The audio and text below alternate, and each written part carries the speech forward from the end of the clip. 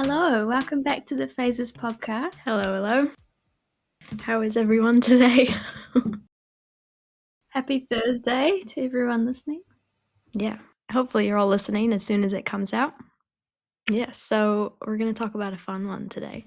I've been excited to talk about this the whole time because I always want to talk about aliens and nobody ever wants to just sit and talk about aliens with me. So today I'm forcing Shan to do it. This is the reason Jade wanted to start the podcast. And I guess I should say that, it doesn't mean I believe all of this, but it's still interesting to think about and talk about, I think. So yeah. Anyway, what do you think about aliens? Do you think they exist?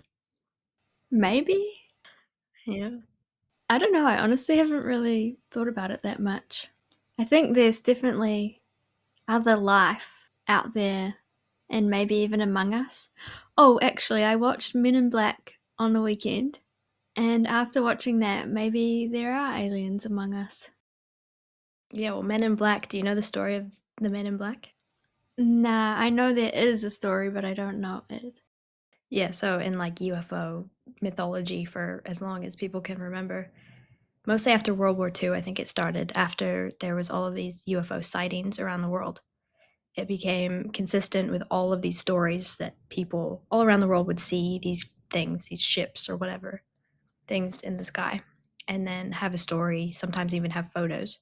And then the next day or the same day, a couple of dudes in suits, black suits, men in black, would show up and talk to them.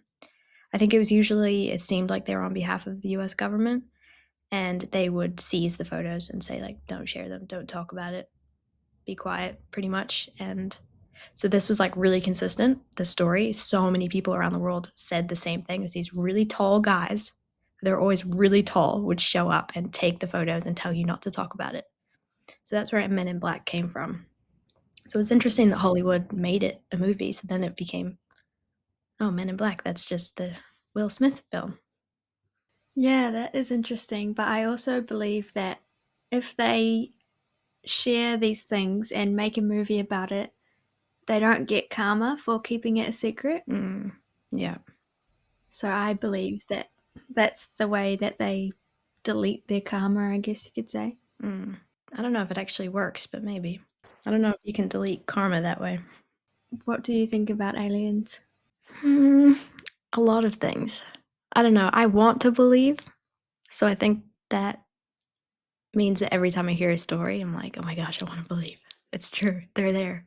But I also don't trust the government at all. So as soon as the government starts being like, we have alien bodies in freezers, I'm like, oh, no, they're lying. Not true. Aliens are fake. So I don't really know what to believe. I go back and forth. But I don't know. I love the story about the Anunnaki. Anunnaki? And I've heard a lot of people talking about it, but I didn't really know what it was. But it's this group of aliens from the planet Nibiru, and they've kind of come up in different cultures around the world. And they're mentioned in parts of the Bible, all of these consistencies with the flood myth, they're tied in with all of that. And the story goes that they were from this other planet and the planet was dying. So they needed something to help save them. So they realized that gold could help them. So they found Earth and realized that Earth was rich in gold. And at that time, humans were not humans yet. We were still apes. Dumb apes with no small brains. And I think they were Neanderthals at that point as well. So they came here in ships and started cities and started mining gold with their slaves. And that's where the pyramids and stuff like that came from. I don't even believe all of this really, but it's still fascinating to think about because in a way it explains all of the questions that we don't have answers to. And then eventually their slaves kind of revolted. They're alien slaves. So they were like, okay, we need a new form of slaves. So they looked at the monkeys and decided that they would mess around with their genes and create what became humans. So they like spliced our DNA with their own DNA.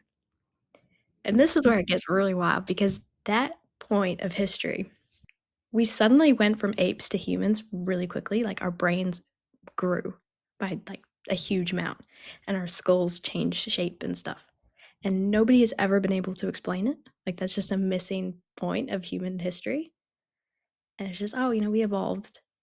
But that doesn't make sense to me. Like, how? Yeah, how come all of a sudden we just evolved? Yeah.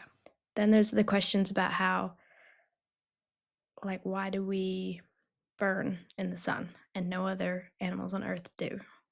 And this guy who wrote a whole book about it, talking about how humans are not from Earth and like how we get back pain. And that's because apparently these Anunnaki were like 8 feet tall. They were way taller because the planet that they were from. I sound so crazy saying this. The planet that they were from was really low gravity. So that means it's science, apparently. If it's low gravity, you can grow a lot taller.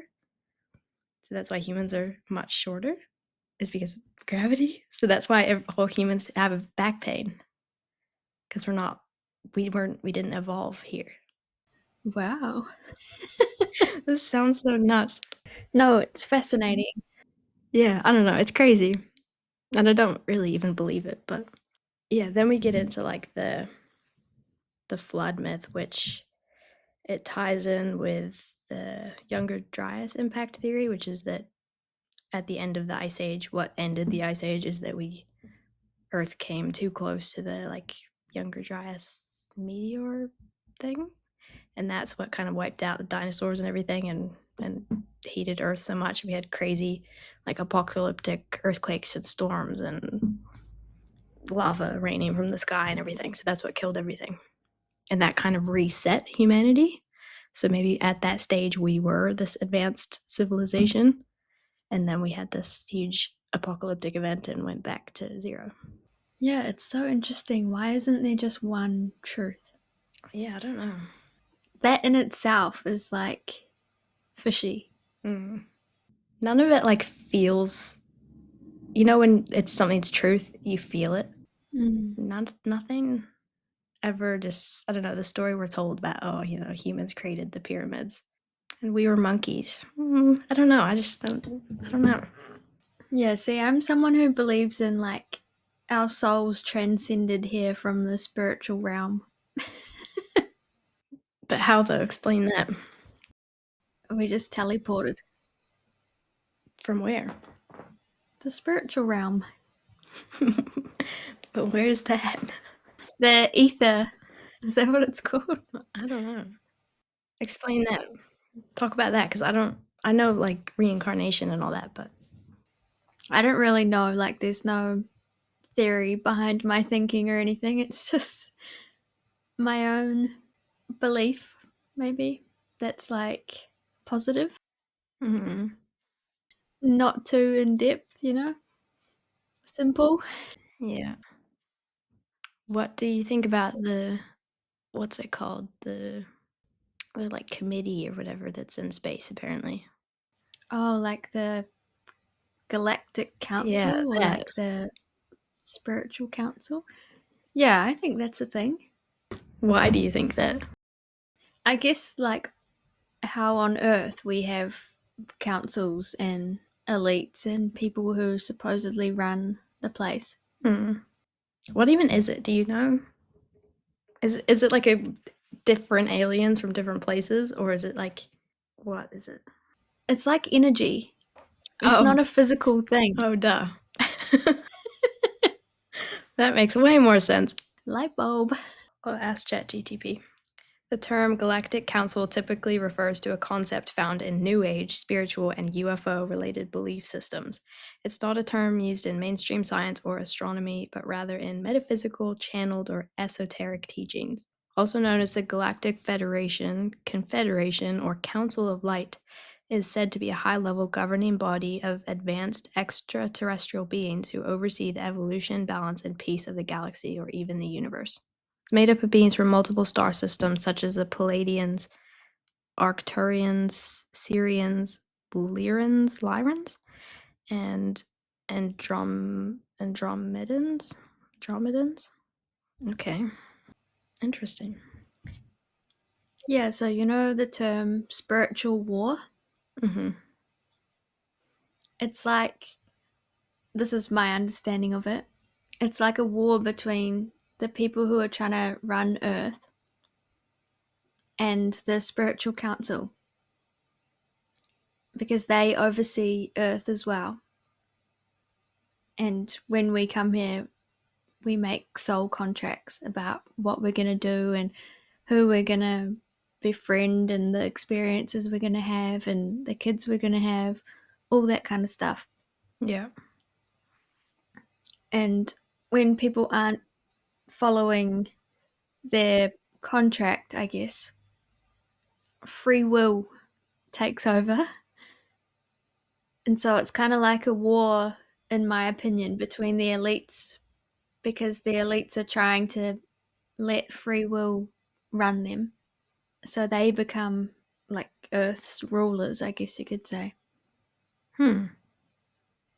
I don't think I explained that very well, but No, I get it. But I don't know. I always imagine that even the elites and stuff, they maybe that, I don't know, is in their soul contract already. yeah, Like maybe that's all just part of yeah, it. But then I don't really like the fact that we don't have any free will and it's all determined. But I guess maybe that's in my soul contract that I don't like it. yeah, exactly. I think that for Earth to evolve, there had to be some people like the elites with contracts that are trying to control because all of these things help us evolve as individual beings. And the more we evolve, the more we're adding to the collective evolution and Earth's frequency itself. Hmm. There's so much to it though, and it's so fascinating. Yeah, it is. Yeah, it's hard to. I don't know. I guess I don't believe at all that we're completely alone here. Mm, What do you think of the stories that people have about like being abducted and stuff? I haven't really heard any. That's because you are one. Yeah, I wouldn't be I'm the surprised. abductor. Shannon shows up in your room in the middle of the night. Let's go. Let's go on my ship. Mm. I have actually heard a story of a lady who sat with ayahuasca and she says that she got abducted and then returned, and the aliens, or I'm not sure if she said it was aliens, but it was some other form, planted a technology in her third eye. Hmm. And I thought that that was interesting. Yeah, a lot of the stories I think are definitely just crazy people, but some of them are really like I think one guy he was with his work, like a bunch of work guys. They were all working somewhere on a site, and all of a sudden this ship showed up out of nowhere, and they all like felt sick immediately. I think, and one of the guys was taken, and all of the other dudes that he was worked with said the same thing, and this guy went missing for days, and even one of the guys that he worked with didn't like him, and earlier that day they'd gotten in like a fist fight, but even he said the exact same thing that this guy was missing and he was taken, and like I think the ground where they were was all weird. And then days later, this guy showed up again in the same outfit, and he had the same story that he was taken. And it was because like this, he said that it was because this ship had shown up kind of on accident, and the radiation had injured the guy, so they took him away in order to like heal him, and then they'd sent him back. So it was like, oopsies, sorry, mate, here you go. But I don't know, it's just stories like that where everyone has the same story. That's where it gets me. Yeah, and it's almost like believable because accidents do happen. Mm. And to be not found, you would want to heal them. Because imagine that man going to hospital with that radiation, whatever, and them being like, well, how did this happen? There's nothing here. Oh, that's a whole nother story. Okay, I'm such a nerd. Okay, so one of my favorite UFO stories ever is the Virginia, Brazil case, which is it's a city in Brazil, and one day a whole lot of crap went down across the entire city, and everyone had a different story of the same type of thing. So then there's a film about it that I highly recommend everyone watch called Moment of Contact. But so it started with a ship. This guy was out in the outside of the city driving, and he saw this what he thought was a plane crash in front of him. So he drove up to it, and he went up to the wreckage, and I don't think he saw any bodies. He couldn't see anything there, but the wreckage was really weird. It was like this certain type of metal that kind of folded and then would like come back. It was very different than anything he'd noticed before. And he noticed this crazy smell of like ammonia, which is everyone who's around aliens has said the same thing. It's got the same smell, like sulfur almost. So then he was just kind of looking around the rubble, thinking, what the heck is this? And all of a sudden, the military showed up with guns and told him to get out of there. And then across the city, there started to be all of these sightings of people calling the police, seeing these weird things. They said that it looked like a dog or something. And there was these three little girls, three sisters, and they were just running around the city by themselves during the day. And all of a sudden they looked over and they saw, and they all drew it. They all drew a picture later that day of exactly what they saw, and they all drew the same thing of this alien, basically, of this thing with like huge eyes, and it was little. And they said it smelled really bad. So they freaked out and ran away. And like the mother was said that they were really freaked out when they got home. And then across town somewhere else, because the little girls didn't even notice that there was a military blockade right down the road from where they were. They had no idea. So yeah, down the road, I think it was later that night, the police were called. Is that the train? The police were called to this weird creature being seen by different people. So they showed up, and it was two cops in a car, and they were driving, and this one thing ran out in front of them. So they rushed out, and one of the cops grabbed it, and they like put it in the car and took it straight to the hospital, which is where they were meant to go. And later that day, that cop got so sick, he got these crazy like burns all over his body, and he died like 2 days later. It was just all of a sudden he just got so sick, and his family, nobody had any idea what was wrong with him. And so there was apparently these bodies that were in caskets taken to a certain wing of the hospital, and they were like examined there by the doctors. And the whole military showed up. The US military showed up, which is unusual because this is in Brazil, South America. And this is like very well documented. This is quite a famous case now. Um, so the caskets went missing. They got put in a helicopter and disappeared. Nobody had any idea where they ended up. And the cop died. The girls, the three sisters, still have the exact same story to this day, as well as the guy who saw the plane crash. And just different people all around the city have different stories about that day. And it's so famous that the city has a huge like monument of a UFO in the middle of the city, and they all believe it's true. Yeah. Wow. Oh, and then the hospital wing, it smelled so bad of ammonia that they had to burn it down. That is so strange.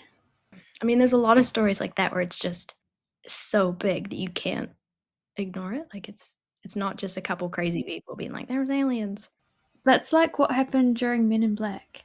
Is it? I haven't seen that in so long. I'm pretty sure the three sisters said that men in black showed up at their house the next day, and they were told not to talk about it. And I think they didn't for a long time. The three, I think it was three sisters. They were quiet for their entire lives because people thought they were crazy. But then this film came out and they spoke out, and they went back to the place where it was. I don't know. Yeah, and these kind of things probably happen often, but they're not reported on because Mm, it's like highly confidential. yeah, Is that the word? yeah. And for a long time, it was. denied. Like the US government has always denied that there was any truth to any of this or that they had any secret programs. But in the last kind of decade, a lot has come out about that. And like it came out that Area 51 was real and that we were in fact Mm. reverse engineering technology from somewhere else. And then all of a sudden there's Senate hearings about how there's bodies and freezers. But I don't know. And there's aliens in the ocean. Yeah, well, I think that's true. Have you ever seen anything you couldn't describe? I mean, couldn't explain? Don't think so. Have you? I don't know if I want to share my UFO story. It sounds so nutty. No, it's fine. Heaps of people see stuff. Shan, Shan, where'd you go? Huh? Am I gone? Ah, where did you go? Okay, so as you can tell, we had some freaky technical issues halfway through this episode. Slightly terrifying, but can confirm none of us have been abducted. So we'll be back next week for part 2. Bye!